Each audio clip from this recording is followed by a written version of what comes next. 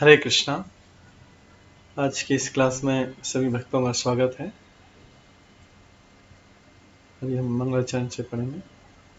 ओम अज्ञानातिमिरन्धस्य ज्ञानाञ्जनशलाकया चक्षुरुन्मिलितं येन तस्मै श्रीगुरुवे नमः। श्रीचैतन्यमनोभीष्टं स्थापितं येन भूतले स्वयं रूप कदा मह्यं ददाति स्वपदान्तिकम्। वन्देऽहं श्रीगुरो श्रीयुतपदकमलं श्रीगुरुन् वैष्णवांश्च श्रीरूपं साग्रजातं सहगण रघुनाथान्वितं तं सजीवं साद्वैतं सावधूतं परिजनसहितं कृष्णचैतन्यदेवं श्रीराधाकृष्णपादां सहगण ललिता श्रीविशाखान्वितांश्च नमो विष्णुपदाय कृष्णपृष्ठाय भूतले श्रीमते भक्तिवेदांत स्वामिनिति नामिने। नमस्ते सरस्वती देवे गौरवाणी प्रचारिणे निर्विशेष शून्यवादी पाश्चात्य देशतारिणे वंशाकल्पतरुभ्यश्च कृपा सिन्धुभ्येव च पतितानां पावनेभ्यो वैष्णवेभ्यो नमो नमः। जय श्री कृष्ण चैतन्य प्रभु नित्यानंद श्री अद्वैत गदाधर शिवासादि गौर भक्त वृंद। हरे कृष्णा कृष्णा कृष्णा हरे हरे, हरे राम राम राम हरे हरे। ओम नमो भगवते वासुदेवाय। ओम नमो भगवते वासुदेवाय। ओम नमो भगवते वासुदेवाय। नारायणं नमस्कृत्य नरं चैव नरोत्तमं देवीं सरस्वतीं व्यासं ततो जयमुदीरयेत्। नष्टप्रायेषु भद्रेषु नित्यं भागवत सेवया भगवते उत्तम श्लोके भक्तिर्भवति नैष्ठिकी। कृष्णाय वासुदेवाय देवकी नंदनाय च नंदगोपकुमाराय गोविन्दाय नमो नमः। सर्ववेदान्तसारं हि श्रीभागवतम् इष्यते तद्रसामृता तृप्तस्य नान्यत्र स्याद्रते क्वचित्। आराध्यो भगवान् ब्रजेश तनयस्तद्धाम वृन्दावनं रम्या काचिदुपासना ब्रजवधूवर्गेण या कल्पिता। श्रीमद्भागवतं प्रमाणम् अम्लं प्रेमपुमार्थमहान् श्रीचैतन्यमहाप्रभो मतम् इदं तत्रादरो न परा। मूकं करोति वाचालं पङ्गुलङ्घयते गिरिं यत्कृपातमहं वन्दे परमानन्दमाधवम्।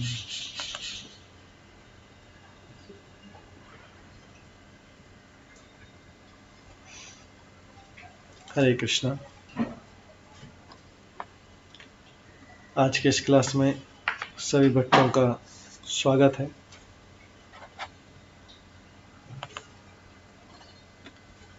कल हम श्रवण कर रहे थे नारद तथा राजा प्राचीन भविष्य के मध्य वार्तालाप।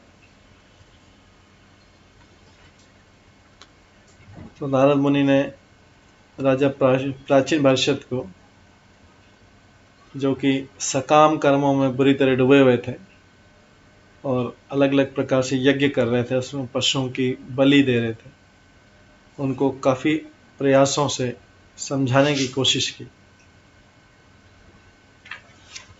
एक बार नहीं समझ पाए, फिर उन्होंने नारद मुनि उनको दूसरी बार समझाया, हिरण का एग्जाम्पल देके समझाया।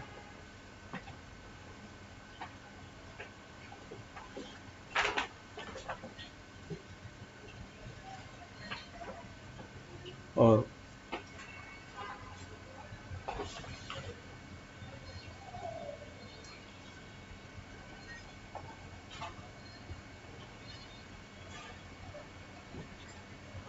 समझाया कि किस तरीके से जो है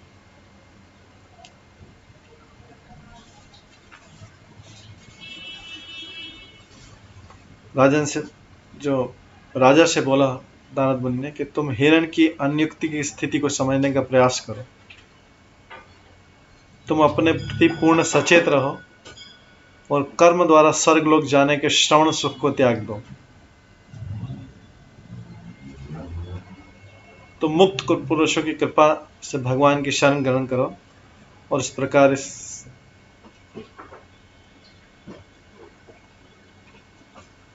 इस प्रकार की जो तुम्हारी भोग की आसक्ति है इसको त्याग दो।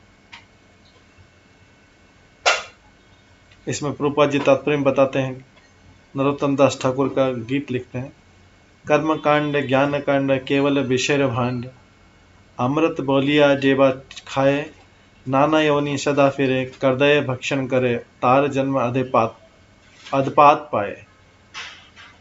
कर्म कांड और ज्ञान कांड जिसमें राजा प्राचीन वैश्य बुरी तरह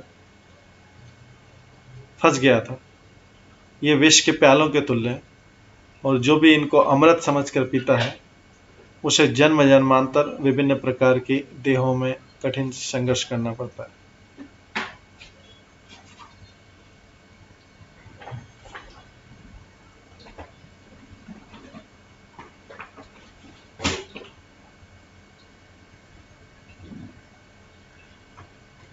इसके बाद नारद मुनि जो है राजा प्राचीन वर्षद को परमहंस बनने की सलाह दे रहे हैं।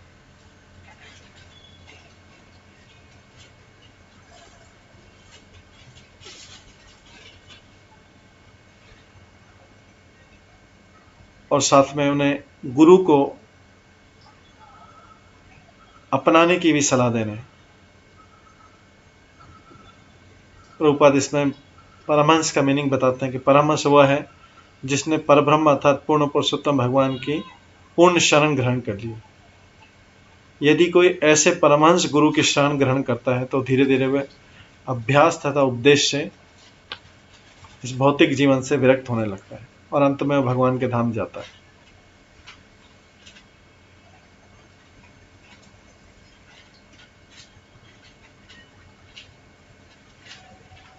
तो मनुष्य अपने प्रयास से विरक्त नहीं हो सकता, उसे प्रामाणिक गुरु की शरण ग्रहण करना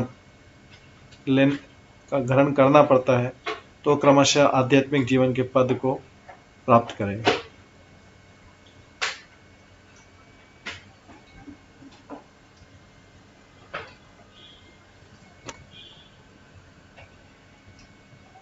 श्री विश्वनाथ चक्रवर्ती ठाकुर के अनुसार हंस शरणम का अर्थ है वो कुटी जिसमें साधु पुरुष रहते हैं।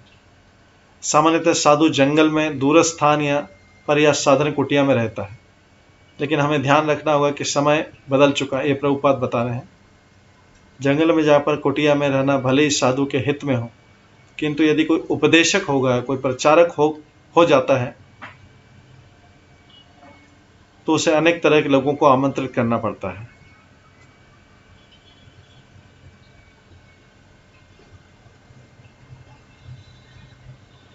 तो इसलिए जो है अभी प्रचारक के लिए थोड़ा सा इसका तरीका जो है वो बदल गया है। इस युग में लोग जंगल में जाकर साधु की खोज नहीं करेंगे, उल्टे साधुओं को बड़े शहरों में आकर ऐसे लोगों से भेंट करके ऐसी व्यवस्था करनी होगी जो आधुनिक भौतिक सुविधाएं के अभ्यस्त हैं जो लोग, उनके लिए धीरे धीरे लोग समझ सकेंगे कि ऐसे प्रासाद या ऐसे सुख मकान तनिक भी आवश्यक नहीं। वास्तविक आवश्यकता है जैसे भी हो हम कर्म बंधन से मुक्त हो। तो इसमें श्रील रूप गोस्वामी लिखते हैं, अनासक्तस्य विषयान् यथा हम उपयुञ्जतः निर्बंध कृष्ण संबंधे युक्तम वैराग्यम उच्यते। जब मनुष्य अनासक्त हो जाता है और उसके साथ ही प्रत्येक वस्तु को कृष्ण के हेतु मानने बनता है तो उसे वैराग्य से युक्त कहा जाता है।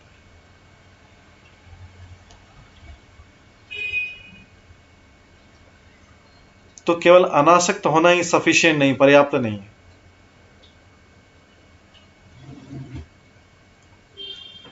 और प्रत्येक वस्तु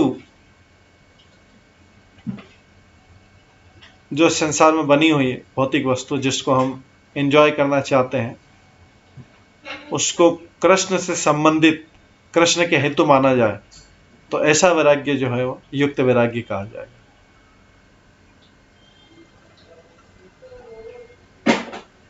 इसके उत्तर में भी राजा बोलते हैं, प्राचीन भाषा से काफी देर तक हम पिछले 4-5 दिनों से ये सुन रहे हैं, राजा प्राचीन भाषा और नारद मुनि के मध्य जो वार्तालाप है।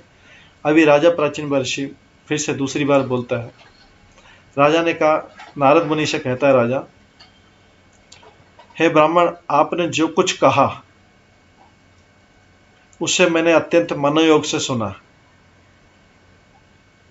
और सम्यक विचार के पश्चात मैं निष्कर्ष पर पहुंचा कि जिन आचार्यों ने, जिन शिक्षकों ने मुझे कर्म कांड में प्रवृत्त किया था, वे इस गोपनीय ज्ञान को नहीं जानते थे। तो अभी राजा स्वीकार कर रहा है कि मैं इसमें फंसा, इन सकाम कर्मों में फंसा, लेकिन जिन आचार्यों ने मुझे इसमें प्रवृत्त किया, ऐसा लगता है मुझे कि वो आचार्य इस भगवत ज्ञान को, इस गोपनीय ज्ञान को जो आपने मुझे सुनाया, उसके बारे में वो नहीं जानते थे, और यदि वे इससे अवगत थे तो फिर उन्होंने मुझे क्यों नहीं बताया। यह भी राजा जो है अपना संशय नारद मुनि के सामने पूछ रहा है। तो यहाँ पे प्रभुपाद तात्पर्य में बताते हैं कि वास्तव में समाज के तथाकथित शिक्षक या अग्रणी लोग जीवन के उद्देश्य को ठीक से नहीं जानते। भागवत गीता में ऐसे लोगों को माया अपत ज्ञानम बोला गया। जो 4 प्रकार के लोग हैं उसमें नराधम है, माया अपत ज्ञान है, आसुरिक प्रवृत्ति वाले लोग हैं और मूर्ख लोग हैं। तो ये बाहर से तो अत्यंत विद्वान प्रतीत होते हैं, बहुत बड़े विद्वान लगते हैं, किंतु माया के प्रभाव से उनका सारा ज्ञान जो है, वास्तविक ज्ञान है, वो माया ने उनका ज्ञान हर लिया। वास्तविक ज्ञान क्या है? वास्तविक ज्ञान है कृष्ण की खोज। सारे वेदों का पढ़ने का उद्देश्य, वेद पुराण पढ़ने का उद्देश्य कृष्ण की खोज। इसलिए भागवत गीता में भगवान बोलते हैं, वेदेश्च सर्वे अहम सर्व वेद्य। तो सारा ज्ञान जो है वो केवल मात्र कृष्ण की खोज में ही लगना चाहिए, क्योंकि वही प्रत्येक वस्तु के मूल है। इसलिए भागवतम का जो पहला श्लोक, पहले स्कंद का पहला श्लोक है जो जन्माद्यस्य यतः, कि सारी चीजों का मूल में ही। तो वास्तविक ज्ञान जो है, वेदों को पढ़ने का उद्देश्य उसी में होना चाहिए, भगवान की खोज। तो अब जो है नारद के इन उपदेशों को सुनकर राजा को चेत हुआ, राजा थोड़ा चेतना में आया और उसको पता लगा कि जीवन का वास्तविक उद्देश्य जो भगवान की भक्ति प्राप्त करना है।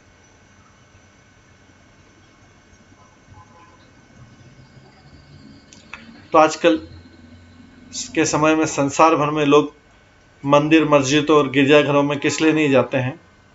क्योंकि जो मूर्ख पुरोहित होते हैं वो अनुयायियों को पूर्ण रूप से ज्ञान नहीं देते हैं, जो वास्तविक ज्ञान है उसको नहीं देते हैं, उसको छुपा के रखते हैं। जीवन के उद्देश्य से स्वयं ही जीवन के उद्देश्य से अपरिचित होते हैं और उसके कारण वे अपने आने वाले अनुयायियों को और भक्तों को भी अंधकार में रखते हैं, उनको पूरा ज्ञान नहीं देते हैं।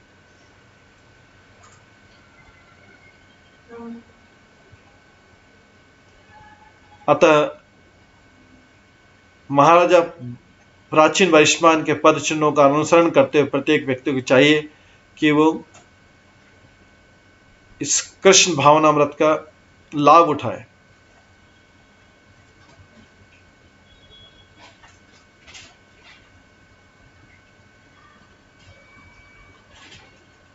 वैष्णव लोग जो है पुरोहितों के निर्जीव कार्यों की परवाह न करके पूर्णतः कृष्ण भक्ति करते हैं और इसी जीवन में पूर्ण बनते हैं। इसके बाद जो राजा है नारद मुनि से कहता है, ब्राह्मण, आपके आदेशों तथा मुझे कर्म कांड में प्रवृत्त करने वाले मेरे गुरुओं के उपदेशों में विरोधाभास जान पड़ता है।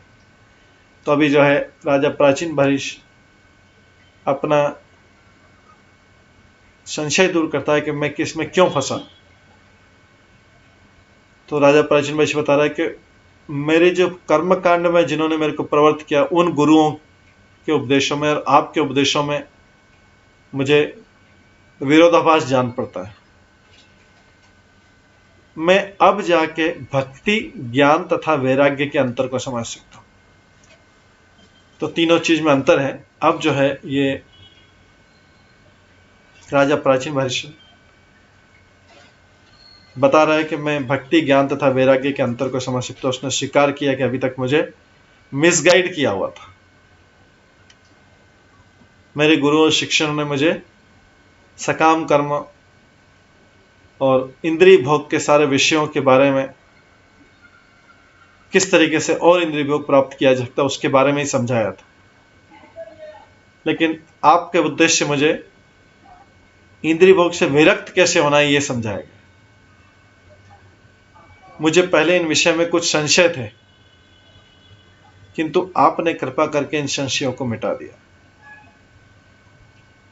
ये राजा प्राचीन वैश्य जो है नारद मुनि के सामने स्वीकार कर रहा है। राजा प्राचीन वैश्य बोलता है कि अब मैं समझ सकता हूं कि बड़े बड़े ऋषि मुनि भी जीवन के वास्तविक उद्देश्य के विषय में कैसे मोहग्रस्त होते हैं। वो भी जो है बड़े बड़े ऋषि मुनि भी सब कुछ छोड़ तो देते हैं, लेकिन किस तरीके से वो जीवन का जो वास्तविक उद्देश्य है उसके बारे में फिर भी मोहग्रस्त रहते हैं। उनको पता नहीं रहता है कि जीवन का वास्तविक उद्देश्य क्या है। सब कुछ छोड़ तो देते हैं, वो तो अच्छा है, लेकिन वो भगवान की सेवा, भगवान की भक्ति कैसे की जाएगी इसके बारे में नहीं जानते।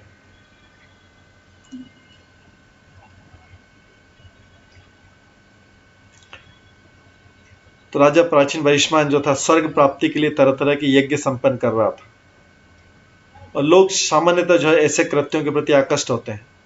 कोई विरले ही होते हैं जो भक्ति के प्रति आकृष्ट होते हैं। चैतन्य महाप्रभु बताते हैं कि कोई बहुत परम भाग्यशाली व्यक्ति ही भक्ति की तरफ आकृष्ट होता है, जिसको भक्ति की तरफ आकर्षण हो।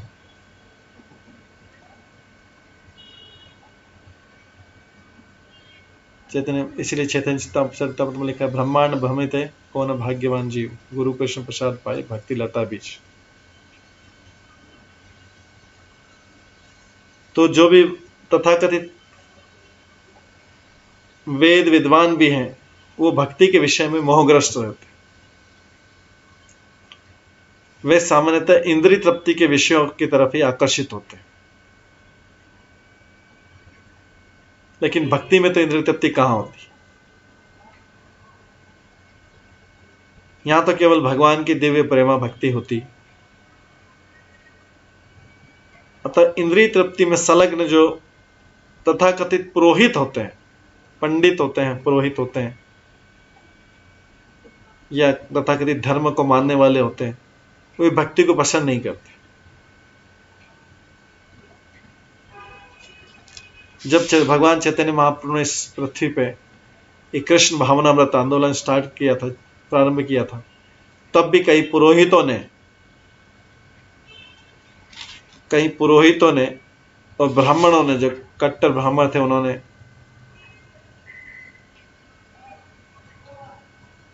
उस समय का जो नवाब था और उसका न्यायाधीश काजी से जाकर शिकायत की थी चैतन्य महाप्रभु की।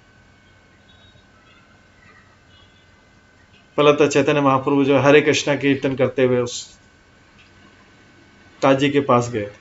तो ये लोग जो हैं, जो तथाकथित रूढ़िवादी लोग, ये लोग कर्म जड़ स्मार्त कहे गए, जिसका अर्थ है अनुष्ठानों में संलग्न पुरोहित गण। ये लोग धार्मिक अनुष्ठानों में लगे रहते हैं उसी में, लेकिन उनको भक्ति में कोई आकर्षण नहीं होता। यहां ऐसे लोगों को मोहग्रस्त कहा गया है। ऋषियों अपि ही मुह्यंती।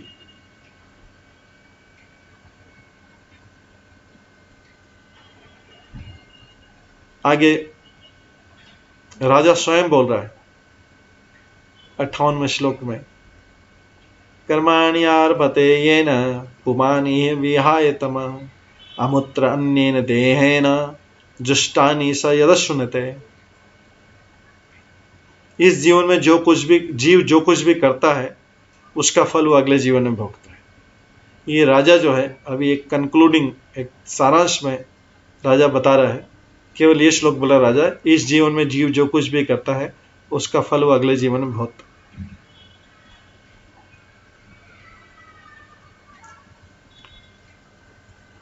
तो राजा जो है एक्चुअली नारद मुनि से इसी प्रश्न का उत्तर चाह रहा था शुरू में।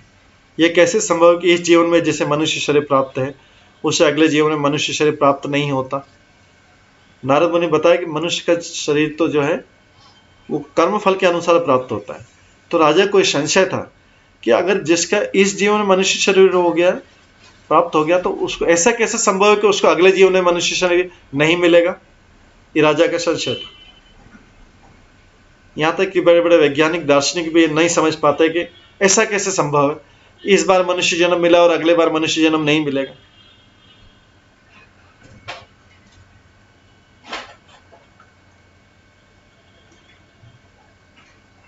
तो वेदवादियों का कथन है कि मनुष्य अपने पूर्व कर्मों के फल का यहां पे भोग कर रहा है।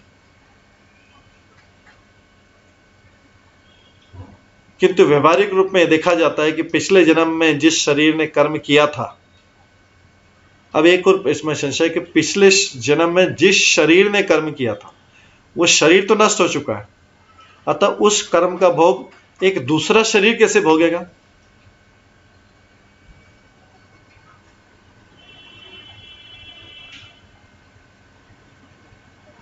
तो नास्ती लोग जो होते पूर्व कर्म के फलों का प्रूफ चाहते कि हमको बताइए कि कैसे हमको पूर्व कर्म को फल भोग रहे हैं, हमको बताइए क्या प्रूफ है, क्या प्रमाण है कि मैं पिछले जन्म का कर्म फल भोग रहा हूं। लेकिन उन्हें इस चीज का ज्ञान नहीं है कि किस तरह सूक्ष्म शरीर जो है वर्तमान शरीर के कर्म फलों को अगले स्थूल शरीर तक पहुंचाता है। तो वो स्थूल शरीर तो नष्ट हो गया, लेकिन सूक्ष्म शरीर तो है, सूक्ष्म शरीर तो वही है। भले वर्तमान स्थूल शरीर नष्ट हो जाए, ये ग्रॉस बॉडी जो हमें दिख रही है स्थूल शरीर नष्ट हो जाए, किंतु सूक्ष्म शरीर तो नष्ट नहीं होता। ये तो सूक्ष्म शरीर तो आत्मा को एक शरीर से दूसरे शरीर में ले जाता है, और वस्तु जो है स्थूल शरीर सूक्ष्म शरीर पर निर्भर करता है। अतः अगला जो स्थूल शरीर है वो यही वाले सूक्ष्म शरीर के अनुसार सुख को दुख उठाता है।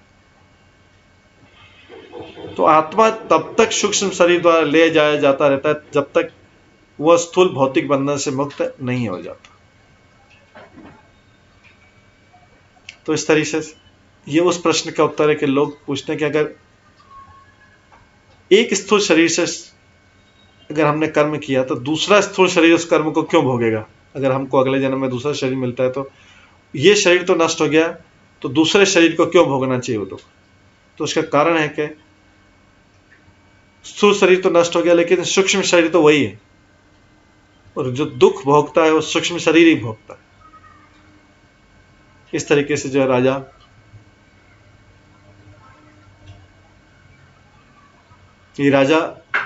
अपना जो उसको समझ में आया उसको बता रहा है। आगे नारद मुनि बोलते हैं, नारद मुनि आगे कहते हैं, इस जीवन में जीव स्थूल शरीर में कर्म करता है। यह शरीर मन, बुद्धि तथा अहंकार से निर्मित सूक्ष्म शरीर द्वारा कार्य करने के लिए बाध्य किया जाता है। जो स्थूल शरीर है हमारा, ये कार्य तो करता है, लेकिन इसको बाध्य कौन करता है। हमारा मन, हमारा बुद्धि और अहंकार, ये उस हमारे स्थूल शरीर को काम करने के लिए बाध्य करता है। हमारे अंदर जो सूक्ष्म शरीर है ये हमारे इस आंख नाक कान वाले स्थूल शरीर को काम करने के लिए बाध्य करता है। तो इस स्थूल शरीर के विनष्ट होने पर भी सूक्ष्म शरीर फल भोगने या कष्ट उठाने के लिए बना रहता है। जब कार्य सूक्ष्म शरीर ने करवाया तो इसलिए कर्म फल भी सूक्ष्म शरीर को भोगना पड़ा। जैसे होता है भौतिक जीवन में भी, जिसने कार्य करने के लिए डायरेक्शन दिया, जिसने कार्य करवाया, वो कार्य गलत हुआ सही होता है, वो करवाने वाले का ज्यादा रिस्पॉन्सिबिलिटी रहता है बजाय उसके करने वाले का। करने वाले का रिस्पॉन्सिबिलिटी रहता है क्योंकि उसने मूर्खता के कारण वो कार्य किया, लेकिन उससे बड़ी रिस्पॉन्सिबिलिटी जिसने वो करवाया।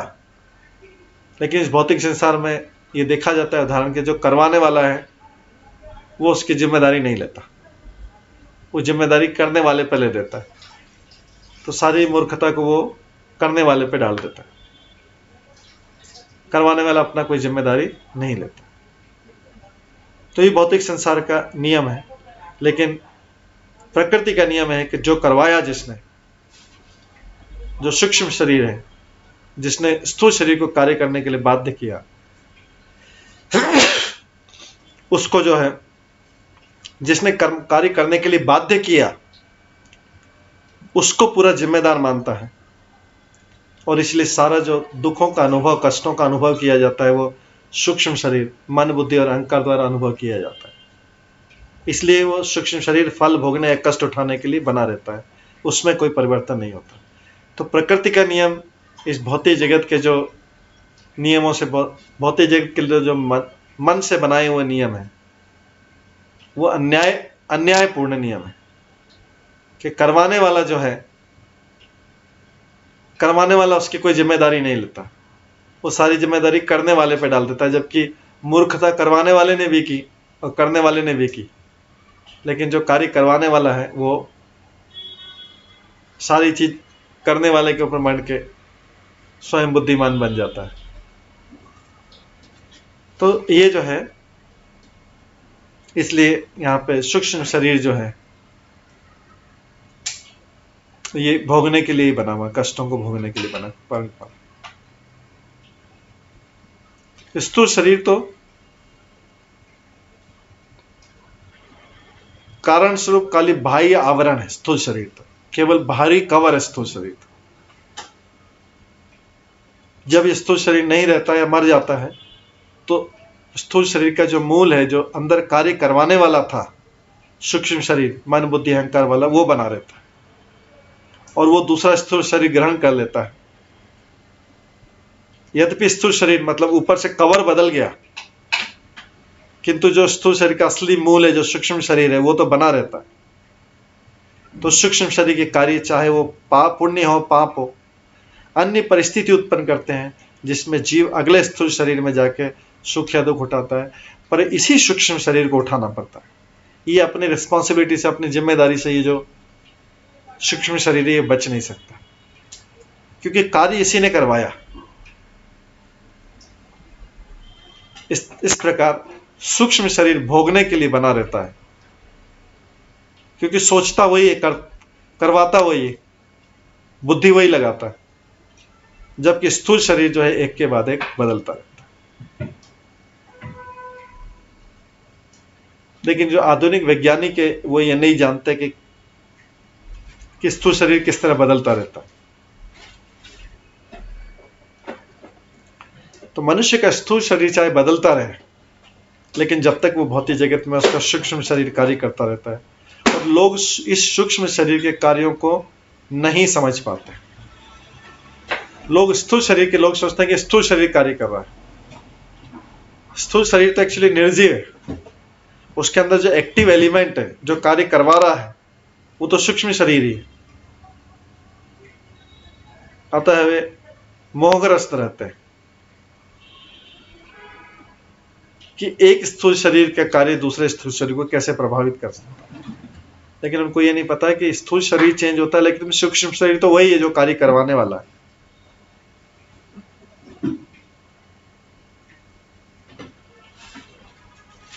और जो सूक्ष्म शरीर के कार्य हैं, वे भी परमात्मा के द्वारा नियोजित हैं। सूक्ष्म शरीर के जो कार्य हैं, वे भी परमात्मा के द्वारा ही कराए जाते हैं, क्योंकि भगवान बोलते हैं, परमात्मा बोलते हैं, सर्वस्य चाहम हृदय सन्निविष्टो मत्तः स्मृति ज्ञानम अपोहनम च। मैं सबके हृदय में स्थित हूं और मुझसे ही सब में स्मृति आता है, ज्ञान आता है और विस्मृति आता है। मैं ही सबको याद दिलाता हूं, मैं ही सबको भुलाता हूं। स्मृति भी भगवान ही कराते हैं, विस्मृति भी भगवान ही कराते हैं और ज्ञान भी भगवान देते हैं। ये हमारी इच्छा के ऊपर रहता है।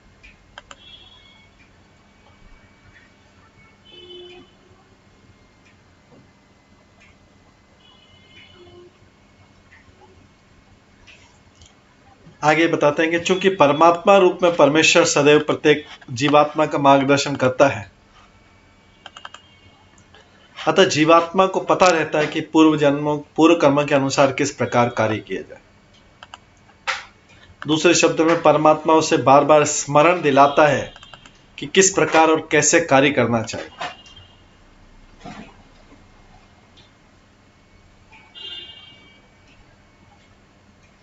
जैसे पहले भी उदाहरण बता चुके हैं कि जब मनुष्य विश्राम करता है, स्वप्न देखते समय जीव क्या करता है, अपने वास्तविक शरीर को भूल जाता है। जब हम स्वप्न में रहते तो हमें याद नहीं रहता हम किस शरीर में।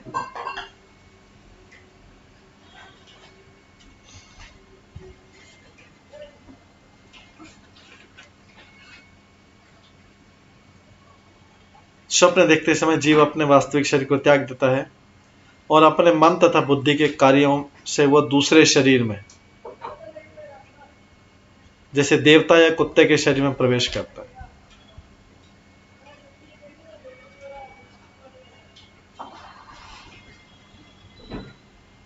तो मनुष्य को स्वप्न में याद नहीं रहता कि वो उसका भी वास्तविक शरीर कौन सा है। कभी किसी शरीर में प्रवेश करके वैसा सोचता है, कभी कुत्ते की योनि में प्रवेश कर जाता है, कभी देवता की योनि में प्रवेश कर जाता है स्वप्न में।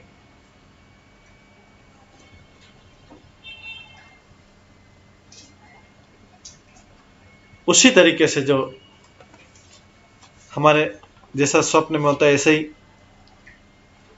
वास्तव में भी जब मृत्यु होती है तो जीव इस स्थूल शरीर को त्याग करके अन्य लोक में या किसी पशु या देवता के शरीर में प्रवेश करता है। इस प्रकार वो अपने पिछले जीवन के कर्म फलों को भोगता रहता है। यद्यपि मन, बुद्धि तथा अहंकार जो है, यही सुख तथा दुख के मूल कारण है। जो सुख तथा दुख का मूल कारण क्या है? सूक्ष्म शरीर ही।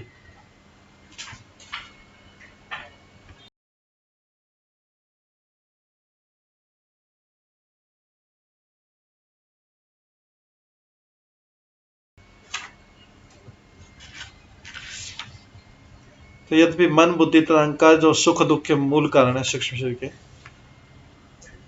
तो भी भोगने के लिए स्थूल शरीर की आवश्यकता पड़ती है।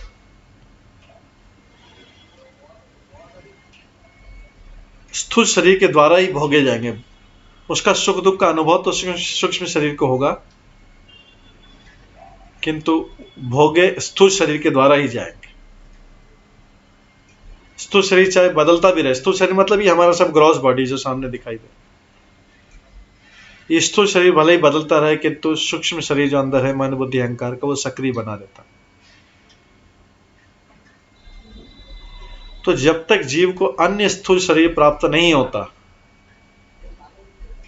जब तक अगर कोई जीव बिना स्थूल शरीर के रहता है तो वो सूक्ष्म शरीर या भूत प्रेत के शरीर में बना रहता है। तो स्थूल शरीर के बिना ही जब सूक्ष्म शरीर केवल कार्य करता है, तब जीव भूत प्रेत बन जाता है।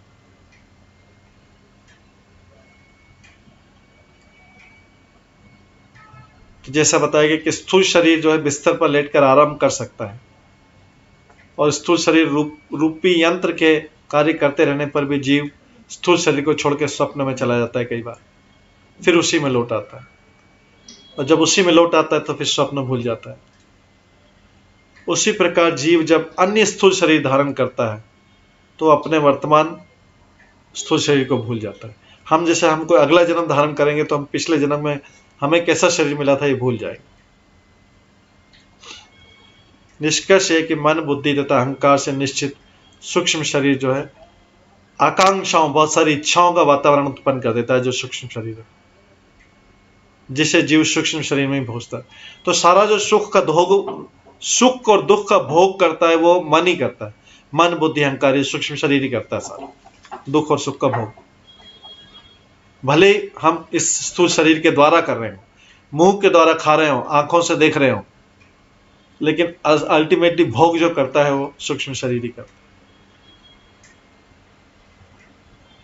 तो वास्तव में जीव तो सूक्ष्म शरीर में ही रहता है, भले ही स्थूल शरीर कितना ही बदलता रहे। जैसे कपड़े कितने भी चेंज करते रहे, लेकिन मनुष्य चेंज नहीं होगा। चाहे बहुत अच्छे भी कपड़े पहन ले, बहुत सुंदर ड्रेस भी पहन ले, लेकिन मनुष्य चेंज नहीं होगा, उसके अंदर वाला।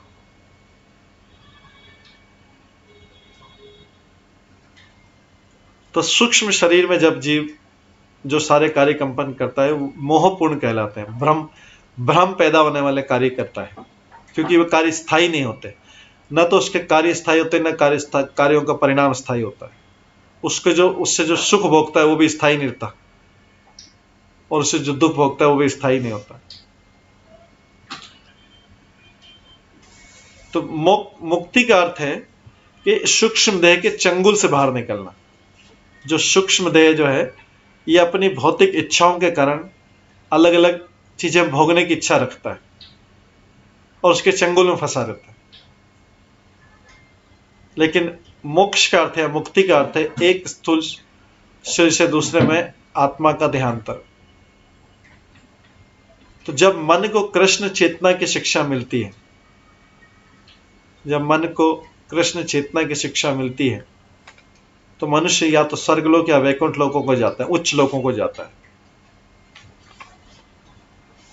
अतः गुरु शिष्य परंपरा से प्राप्त वैदिक आदर्शों से प्राप्त ज्ञान के अनुशीलन से हमारी चेतना बदलती है और हमें सूक्ष्म शरीर के सोच से बाहर निकलते हैं। यदि हम इस जीवन में सूक्ष्म शरीर को मतलब मन, बुद्धि और अहंकार को कृष्ण विषयक चिंतन का प्रशिक्षण देते, ऐसी ट्रेनिंग दे, अगर उसको प्रैक्टिस करवाएं, ट्रेनिंग दे, सूक्ष्म शरीर को ट्रेनिंग दे,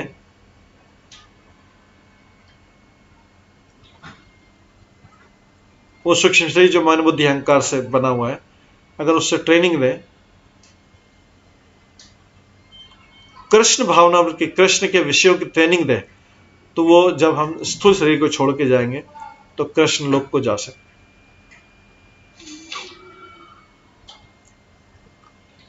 तो इस प्रकार स्थूल शरीर का परिवर्तन उतना महत्वपूर्ण नहीं। इसीलिए जो भक्त लोग स्थूल शरीर के परिवर्तन में, जो ये ग्रॉस बॉडी है, ये जो दिखाई दे रहा है, इसके परिवर्तन से इतना महत्वपूर्ण नहीं, इसके ज्यादा इंपॉर्टेंस नहीं। तो भक्त लोग डेथ का उतना ज्यादा इंपॉर्टेंस नहीं देते। डेथ हुआ, बर्थ हुआ, जन्म हुआ, मृत्यु, उस पर ज्यादा, क्योंकि स्थूल शरीर चेंज हो रहा है। लेकिन महत्वपूर्ण चीज है सूक्ष्म शरीर को चेंज करना। सूक्ष्म शरीर जो चेतना भी है, जिसको हमारी चेतना भी बोलते हैं, उसको चेंज करना सबसे ज्यादा महत्वपूर्ण है। तो कृष्ण भावना व्रत में जो आंदोलन है, इस्कॉन भी इसीलिए बनाया गया है, सूक्ष्म शरीर को प्रकाशित करने की शिक्षा प्रदान करता है। सूक्ष्म शरीर के अपने विचारों को, अपनी भौतिक इच्छाओं को आध्यात्मिक बनाने की ट्रेनिंग प्रदान करता है, जो ये कृष्ण भावनावाद आंदोलन। तो सबसे इंपॉर्टेंट क्या चीज है, कंक्लूजन, इस पूरे हम जो पढ़ रहे हैं इसका कंक्लूजन का निकला, ये जो कृष्ण भावना इस्कॉन बनाया हुआ है, हमारी चेतना को परिवर्तित करने के लिए बनाया हुआ है। जो सूक्ष्म शरीर है उसको परिवर्तित करने के लिए बनाया हुआ। स्थूल शरीर चेंज होता रहता है, उससे अंतर नहीं पड़ता, कोई सा भी स्थूल शरीर मिल जाए। तो इस प्रसंग में सबसे आदर्श उदाहरण है अम्बरीश महाराज का, जिन्होंने अपने मन को सदैव भगवान श्री कृष्ण के चरण कमलों में लगाए रखा। सवे मनः कृष्ण पदारविंदयो, ये प्रभुपाद कई बार कोट करते हैं, सवे मनः कृष्ण पदारविंदयो। जिन्होंने अपने, ये अम्बरीश महाराज है, जिन्होंने अपने मन को सदैव भगवान श्री कृष्ण के चरणों में लगाए रखा।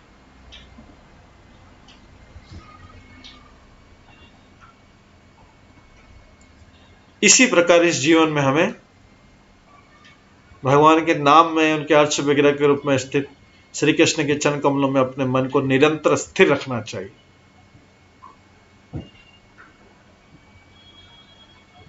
यदि हम अपनी वाणी को भगवान के गुणगान में, तो हमारी वाणी बहुत महत्वपूर्ण है, इसलिए उसको भगवान के गुणगान में लगाए रखें और कानों को उनकी लीलाओं के श्रवण करने में लगाए रखें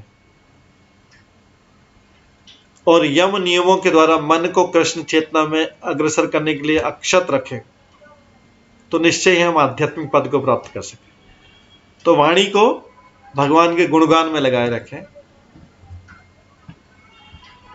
कानों को उनकी लीलाओं के श्रवण करने में लगाए रखें, और यम और नियम का अनुशासन के द्वारा मन को कृष्ण चेतना में अग्रसर कर दें, तो निश्चय हम आध्यात्मिक पद को प्राप्त कर सकें। तब जो है मृत्यु के समय हमारे मन, बुद्धि तथा अहंकार जो है भौतिक रूप से दूषित नहीं होंगे, क्योंकि जीवात्मा के साथ मन, बुद्धि, अहंकार हमेशा उपस्थित रहते हैं जब तक इस भौतिक संसार में रहेगा। आत्मा के साथ, जीवात्मा के साथ मन, बुद्धि, अहंकार रहेंगे।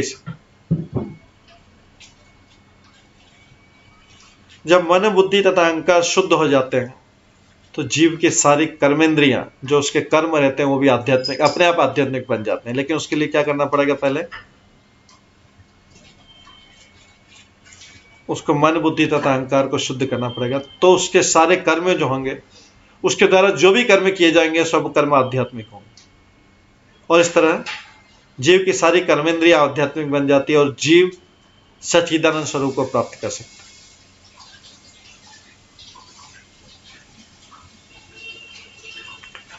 तो परमेश्वर तो सदा सच्चिदानंद स्वरूप है ही सही, भगवान तो सच्चिदानंद स्वरूप है ही सही, लेकिन जीव जो है भगवान का अंश होकर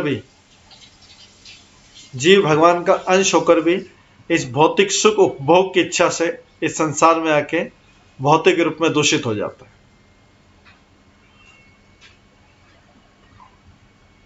संसार में आके, संग में आके वो भौतिक रूप से दूषित हो जाता है। वैसे तो शुद्ध था जीव, क्योंकि भगवान का अंश था, सच्चिदानंद स्वरूप ही था, लेकिन क्योंकि अंश बहुत वीक रहता है, बहुत कमजोर रहता है। जैसे अग्नि है, अग्नि बहुत बड़ी रहती है, लेकिन कुछ चिंगारी उससे अलग हो जाए तो चिंगारी या तो किसी दूसरी को, अग्नि को जला देगी, या फिर थोड़ी देर बाद बुझ जाएगी। उसी तरीके से जीव भगवान का अंश है, लेकिन बहुत वीक होता है, इसलिए वो है सुख उपभोग की इच्छा से आगे जाके संगत में जाके दूषित हो जाता है। तो भगवत गीता, भगवान स्वयं भागवत गीता में उसे अपने धाम में लौटाने का रास्ता क्या बताते हैं? उस जीव को अपने धाम में लौटाने का रास्ता बताते हैं। मन मना भव मद भक्तो मद्याजिमाम नमस्कुरु माम एवश्यति युक्तम एवं आत्मानम मत पराणे। सदैव मेरा चिंतन करो, मेरे भक्त बनो, मेरी पूजा करो और मुझे ही नमस्कार करो। इस तरह तुम मुझी में पूर्ण रूप से मग्न रहकर तुम मेरे पास आ सको। ये भगवान जो है वापस जाने का रास्ता जीव को बता रहे। इसके बाद आगे नारद मुनि बोलते हैं,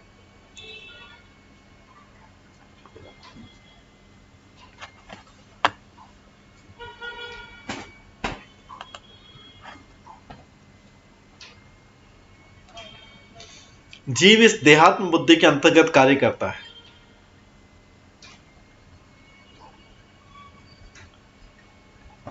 जीव इस देहात्म बुद्धि के अंतर्गत कार्य करता है कि मैं यह हूं, मैं वह हूं, यह मेरा कर्तव्य है, वो मेरा कर्तव्य है। जो भौतिक कर्तव्य है, सांसारिक कर्तव्य, उसको अपना याद रखता है, मेरा ये कर्तव्य, मेरा वो कर्तव्य, मेरा वो कर्तव्य, मैं ये हूं, मैं वो हूं, अतः मैं इसको करूंगा, मेरे को ये करना पड़ेगा, ये मेरा सोशल ऑब्लिगेशन है, ये मेरा ये है, इसलिए मैं करूंगा। एक तो ये जीव अपने कर्तव्य खुद देहात्म बुद्धि के कारण अपने काम खुद निर्धारित करता रहता है, जबकि ऐसा कई शास्त्रों में कुछ लिखा नहीं, लेकिन वो अपने कार्य खुद बनाता रहता है, क्योंकि उसमें उसको इंद्रिय सुख मिलता है। ये कर्तव्य जो जीव है अपने आप बना लेता है कर्तव्य, कि मेरा ये कर्तव्य, मेरा ये कर्तव्य, मैं ये हूं, मैं हूं, और इसलिए तो इसके, क्योंकि उसको उसमें इंद्रिय सुख मिलता है, वैसे झूठे कर्तव्य करने में उसको इंद्रिय सुख मिलता है। ये सब मानसिक संस्कार है और ये सारे कर्म अस्थायी है। वो जो भी करता है केवल अपने सुख के लिए करता है, ऐसे कर्तव्य, ये सब झूठे कर्तव्य कहा गया है इसको।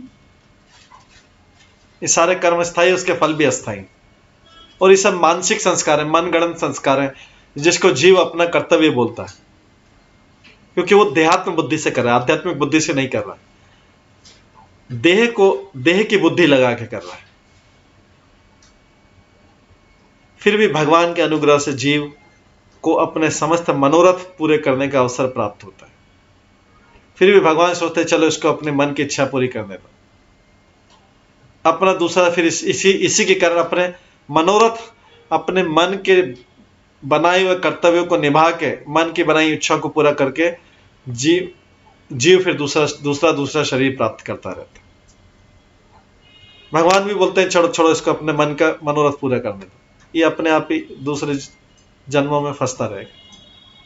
लेकिन सब वो मानसिक रूप से अपने कर्तव्य बनाता रहता, अपनी ड्यूटी जो है मानसिक रूप से बनाता रहता। तो जब तक मनुष्य देहात्म बुद्धि में लीन रहता है तब तक उसके सारे कार्य उसी स्तर पर संपन्न होते हैं। वो देहात्म बुद्धि पे ही सारे कार्य करता रहता है, क्योंकि उसकी बुद्धि ऐसी है तो उसी लेवल पे काम करेगा। जिस व्यक्ति की बुद्धि जिस स्तर पे रहती है उस स्तर के काम करता है। इस चीज को समझना बहुत कठिन नहीं है कि हर एक को समझना पड़ेगा हमें कि उसकी बुद्धि किस स्तर की है। जिसकी बुद्धि जिस स्तर की होगी उसी बुद्धि के स्तर के वो काम करेगा।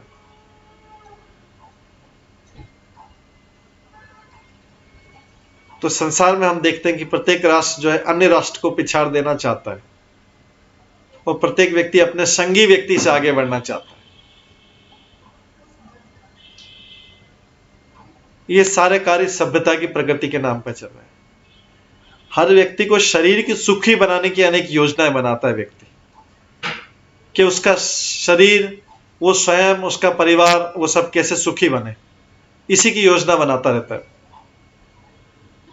इसी को आधुनिक युग में सभ्यता की प्रगति बोलते, कल्चर।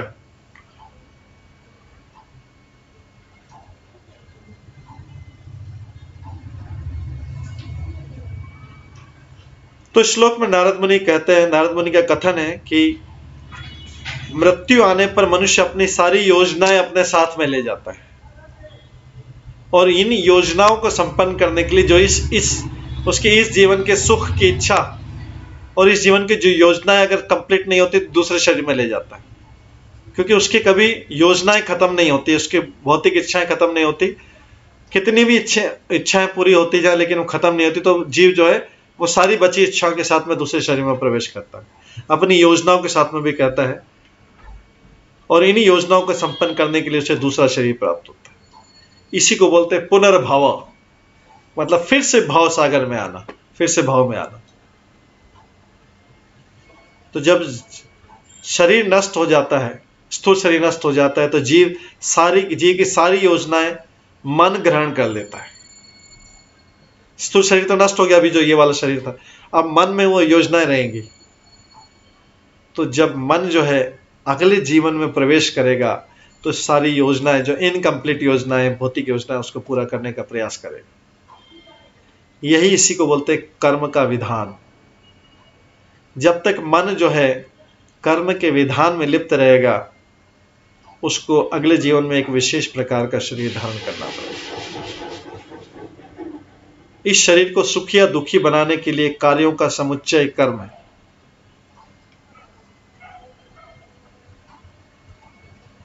तो प्रभुपाद अपने बताते कि उन्होंने एक देखा था कि एक सज्जन मरने वाले थे,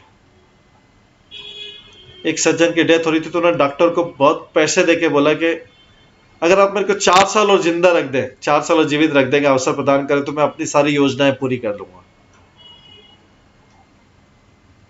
इसका मतलब है कि वो सज्जन मरते समय भी अपनी योजनाओं के विषय में सोच रहे थे। तो अपनी मृत्यु के बाद जो व्यक्ति अपनी सारी योजनाएं और भौतिक इच्छाएं जो बची हुई है, उसको सूक्ष्म शरीर द्वारा अपने साथ में ले जाता है। वो योजनाएं जो है और इच्छाएं हैं, वो मन, बुद्धि, अहंकार वाले सूक्ष्म शरीर में रहती है और उसके साथ जाके वो दूसरे शरीर में प्रवेश करता है उन अधूरी इच्छाओं को पूरा करने के लिए, अधूरी योजनाओं को पूरा करने के लिए। इस प्रकार बार बार वो शरीर लेता रहता है।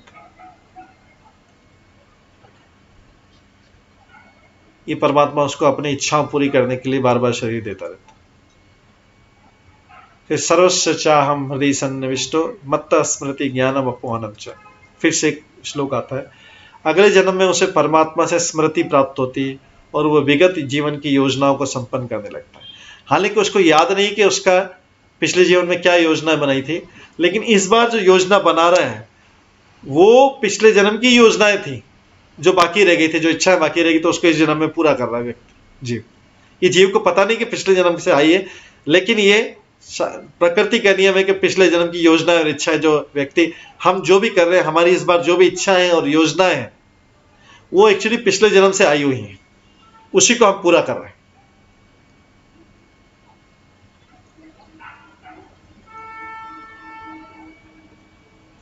इन योजनाओं को पूरा करने के लिए जीव जो है पूरे ब्रह्मांड में भ्रमण करता रहता है, संघर्ष करते हुए सोचता है। कभी सोचता मैं इंडियन हूं, कभी अमेरिकन हूं, मैं अफ्रीकन हूं, मैं ब्राह्मण हूं, मैं क्षत्रिय हूं, मैं ग्रस्त हूं, मैं वानप्रस्थ हूं, मैं सन्यासी हूं, मैं ब्रह्मचारी हूं।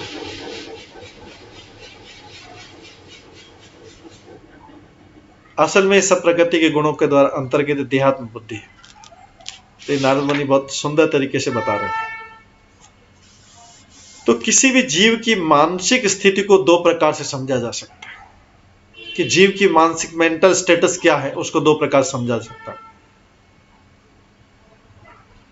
दो प्रकार की इंद्रियों के द्वारा, कर्मेंद्रियों के और ज्ञानेंद्रियों के द्वारा। तो कर्मेंद्रियों से क्या कर्म कर रहा है और ज्ञानेंद्रियों से क्या कर रहा है, इससे किसी मनुष्य की मानसिक स्थिति से उसके पूर्व जन्म की स्थिति को समझा जा सकता है कि वो पूर्व जन्म में क्या था।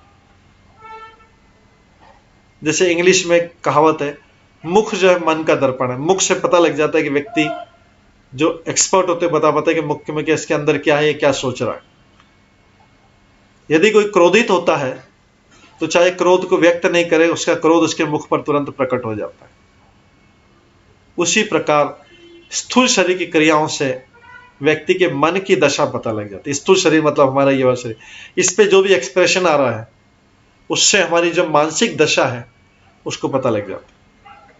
वो दूसरे शब्दों में जो स्थूल शरीर के जो सारे कार्य हैं, हम अपनी इंद्रियों से जो भी कार्य कर रहे हैं, उससे हमारी मानसिक दशा पता लगती है कि हमारी अभी मेंटल स्टेटस क्या है। हम जो भी कार्य कर रहे हैं, बाहरी जो कार्य दिख रहा है, हम गलत कार्य कर रहे हैं, सही कार्य कर रहे हैं, इससे पता लगता है कि हम मन में क्या, हमारी मन के स्टेटस क्या है।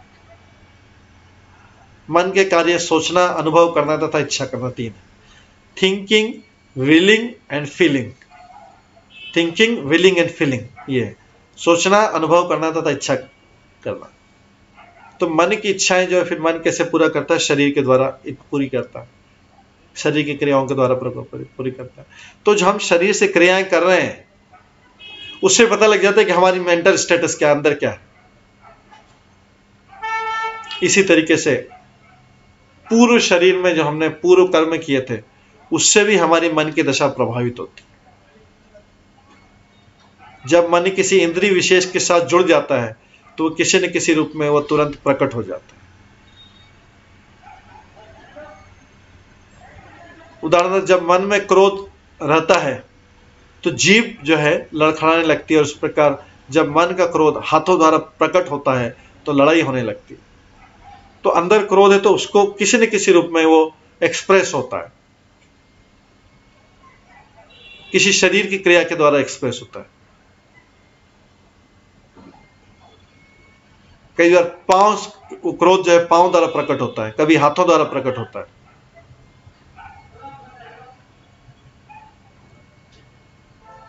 तो मन की जो सूक्ष्म क्रिया है, मनुष्य का मन इस प्रकार से कार्य करता है कि उसकी इंद्रियों के द्वारा वो सारा कार्य से प्रकट हो जाता है कि उसके मन में क्या है। तो कृष्ण चेतना में भी मनुष्य का मन इसी प्रकार से कार्य करता है। अगर जीव भाव से हरे कृष्ण महामंत्र का जप करती है तो व्यक्ति भाव विभोर उठ जा, आनंद होकर भाव विभोर से उठता है और उसके पांव नाचने लगते हैं। अगर मन की क्रिया में प्रसन्नता है, मन की क्रिया में प्रसन्नता है तो जीव जो है इसीलिए हरे कृष्ण महामंत्र का जप करता है तो उसके पांव थिरकने लगते, पांव हिलने लगते, उसको नृत्य करने का मन होता है क्योंकि वो आनंदित है उस हरे कृष्ण महामंत्र का जप करके। और वो कई बार अष्ट सात्विक विकार में चले जाता है। सात्विक विकार का अर्थ है सतोगुण भाव या कभी कभी दिव्य अनुभूति में रूपांतर। तो इसलिए व्यक्ति का जो मन में क्या, मन के जो विकार हैं, मन की जो दशा है वो शारीरिक क्रियाओं में प्रकट होती है। जैसे यहाँ पे क्रोध का एग्जाम्पल बता कि जैसे क्रोध आता है मन के अंदर, वो शारीरिक क्रियाओं में प्रकट होने लगते हैं। आगे नारद मुनि बता रहे हैं कि कभी कभी हमें एक ऐसी वस्तु का अचानक अनुभव होता है जिसे हमने शरीर में देख के या सुनकर कभी अनुभव ही नहीं किया। कभी कभी हमें ऐसी वस्तु अचानक स्वप्न में दिख जाती है जिसको पहले हमने देखा नहीं, कभी अनुभव नहीं किया। कभी कभी हम स्वप्न में अपने आप को आकाश में उड़ते देख सकते हैं।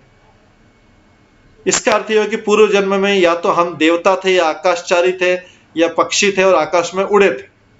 किसी जन्म में ऐसा था, उसके कारण वो स्वप्न पुराने विचार जो है, कई जन्मों के पुराने विचार स्वप्न में आ रहे हैं।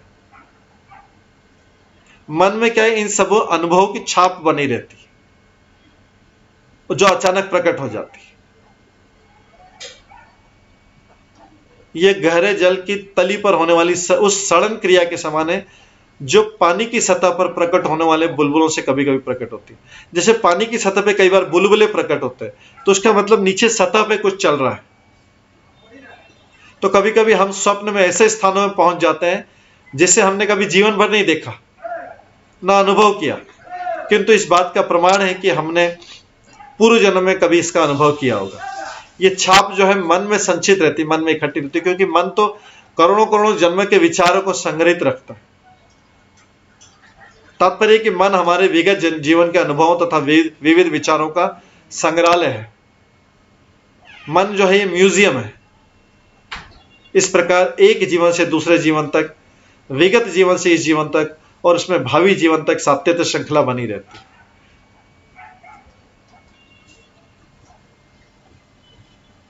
यदि हम महाराज अम्बरीश की तरह इस जीवन में कृष्ण का निरंतर चिंतन करें तो हमें मृत्यु के समय भगवान के धाम को चले जाएंगे। यदि हमारा कृष्ण भक्त बनने का प्रयास पूरा नहीं हो पाता तो हमारी कृष्ण भक्ति अगले जीवन में भी बनी रहेगी, क्योंकि हमारे मन में अभी भी सारे के सारे वो विचार हैं। तो इसलिए इस जीवन में भक्ति पूरी नहीं हो पाई, लेकिन भक्ति करने की इच्छा थी। तो ये इच्छा जो है हमारे अगले जन्म में भी, अगले जीवन में बनी रहेगी और हम उस इच्छा को अगले जीवन में पूरी कर सकते हैं। कृष्ण भक्ति हमारी बनी रहेगी।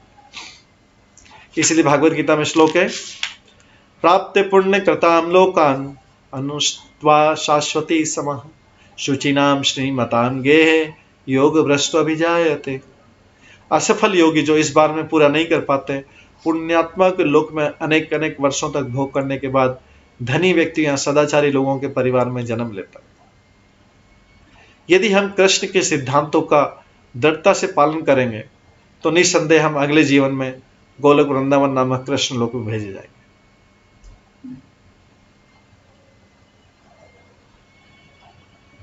आगे नारद मुनि फिर से वही बात बताए, स्वप्न वाली बात भी बता रहे हैं। क्या होता है, राजन, सूक्ष्म मानसिक आवरण वाला जीव, इस जो सूक्ष्म शरीर वाला ये जीव है, अपने पूर्व शरीर के कारण सभी प्रकार के विचार तथा प्रतिबिंब विकसित करता है। अपने कई पूर्व जन्मों के कारण इसमें कई विचार रहते हैं, कई प्रतिबिंब रहते हैं। मेरी बात को तुम निश्चय समझो, जब तक पूर्व शरीर में कोई वस्तु देखी हुई नहीं रहती तब तक मन के द्वारा उसकी कल्पना करने की संभावना ही नहीं होती। तो इसका मतलब नारद मुनि उस चीज का उत्तर दे रहे हैं कि हमें स्वप्न भी जो आता है उसमें भी हमने इस जीवन में कुछ नहीं देखा है, कभी गए भी नहीं, कभी अनुभव नहीं किया है, लेकिन किसी पूर्व में किसी जन्म में उसका अनुभव किया होगा, देखा होगा, या हम उस योनि में रहे होंगे, उसका विचार अभी स्वप्न में आ रहा है। बिना कोई पुरुष शरीर में अगर कोई चीज नहीं हुई तो ये मानो कि मन कभी भी उसकी कल्पना भी नहीं कर सकता। तो इसका मतलब मन जो भी देख पा रहा है, जो अनुभव करता है स्वप्न में भी, वो किसी न किसी जन्म में, अगर इस जन्म में नहीं देखा है तो किसी न किसी जन्म में उसका अनुभव हुआ है।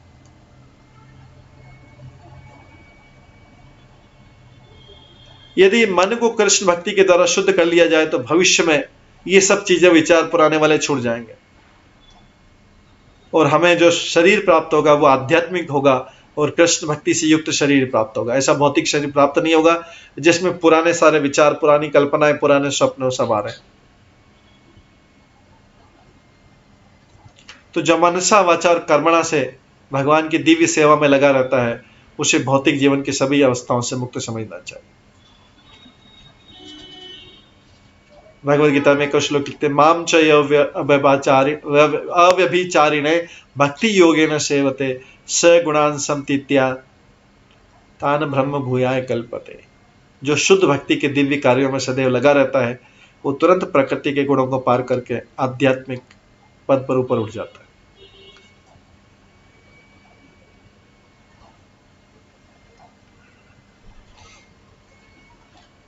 जब एक्चुअली भगवान कृष्ण ही वास्तविक परम भोक्ता है, लेकिन जब जीव उनका अनुकरण करना चाहता है, उनकी नकल करना चाहता है, तो उसे भौतिक प्रकृति पर स्वामित्व जताने की अपनी झूठी अभिलाषाओं को पूरा करने का अवसर प्रदान किया जाता है, और यहीं से उसका पतन आरंभ होता है। अपनी झूठी अभिलाषाओं और इच्छाओं को पूरा करने के लिए भगवान एक और जन्म देता है, यहीं से उसका पतन आरंभ हो जाता है। जब तक वो इस भौतिक वातावरण में रहता है, मन उसका सूक्ष्म वाहन बना रहता है, जो सभी प्रकार की भौतिक इच्छाओं का भंडार है, और ऐसी इच्छाएं के कारण जीव विविध शारीरिक रूप में लेता है। निष्कर्ष है कि मन हमारी विगत इच्छाओं का भंडार है, और ये हमें वर्तमान शरीर उन्हीं विगत इच्छाओं के कारण प्राप्त हुआ है। इस प्रकार इस शरीर में हम जो कुछ चाहते हैं अभी, उसके लिए हमको भावी शरीर प्राप्त होगा। इस प्रकार जो मन है वो विभिन्न शरीरों का स्रोत है। ये मन की इच्छाओं के कारण हमें अलग अलग शरीर मिल रहे हैं।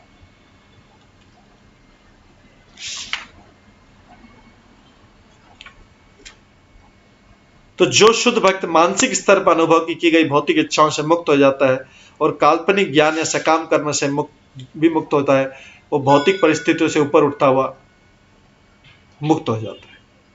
इस तरीके से नारद मुनि है, ये राजा पराशर भरिष्यत को बार बार उस विषय में अलग अलग तरीके से समझा रहे, जिससे कि वो उसका पालन करे और भगवान की भक्ति में आगे बढ़े। तो आज समय हो गया है, और हमारा एक दूसरा प्रोग्राम भी है, तो आज हम प्रश्न उत्तर नहीं ले पाएंगे। इस श्रवण को वार्ता को हम यहीं समाप्त करते हैं। सभी भक्तों का बहुत बहुत धन्यवाद। सभी भक्तों के लिए हम हरे कृष्ण महामंत्र का जप करते हैं। हरे कृष्णा कृष्णा कृष्णा हरे हरे, हरे राम राम राम हरे।